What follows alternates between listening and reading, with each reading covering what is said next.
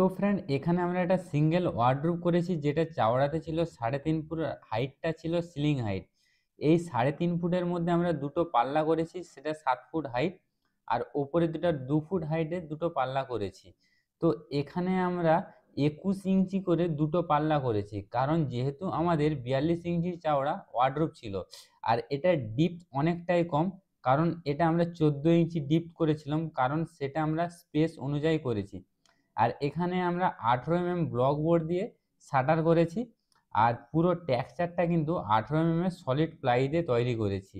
আর এর ভেতরের অর্গানাইজারে আমরা ইনসাইড ল্যামিনেট পুরো পেস্টিং করেছি, যেটা কিন্তু প্রিমিয়াম লুক দিচ্ছে। আর এখানে ডয়ার সেকশন হাইট কিন্তু আমরা 39 ইঞ্চি হাইটে করেছি, যেটাতে ছিল দুটো ডয়ার। আর এখানে ডিপটাও কিন্তু অনেকটাই কম, যেটা ছিল 12 ইঞ্চি ডিপ। আর ডয়ারের যে মুখসাট ছিল সেটা কিন্তু 6 ইঞ্চি চওড়া। আর ভেতরের অর্গানাইজারে আমরা অনলি রড দেব, আর নিচে সেলফ দেবো, ওপরে সেলফ দেব। ভেতরে কিন্তু আমরা লাইটের কানেকশনও করেছি, এখানে কিন্তু আমরা স্কেল লাইট লাগাবো। আর বাইরে দেখতে পাচ্ছ ওপরে যে আমাদের দুটো শাটার ছিল, ভেতরটায় কিন্তু অনেকটাই জায়গা আছে, যেখানে কিন্তু আমাদের লাগেজ ব্যাগগুলো রাখতে খুব সুবিধের হবে। আর এখানে দেখতে পাচ্ছ হিঞ্চিসগুলো যে লাগিয়েছি, এখানে আমরা এল হিঞ্চিস লাগিয়েছি, যেটা ছিল ব্রাশের। আর ওপরের পাল্লাও কিন্তু আমরা ব্রাশের হিঞ্চিসই লাগিয়েছি, আর এগুলো কিন্তু টেকসই অনেকটা হয়। আর সাইডের যে এজটা আছে, এটা কিন্তু আমরা উড দিয়ে কার্ভ করেছি, কারণ আমাদের হাতে কিংবা গায়ে যদি লেগে যায় সেখানে কিন্তু কেটে যাওয়ার চান্স থাকে। আর এই ফুল হাইট ওয়ার্ডরোব যেটা ছিল 9 ফুট হাইটের, এখানে দেখতে পাচ্ছ লুকটা কিন্তু পুরো প্রিমিয়াম লুক।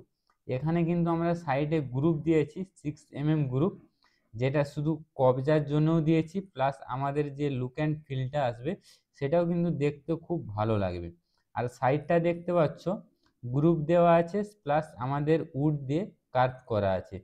আর শাটারের মাঝেও কিন্তু একই বরাবর আমরা 6 mm করে গ্রুপ দিয়েছি, পুরো শাটারে ওপরে নিচে পুরো গ্রুপ দিয়েছি।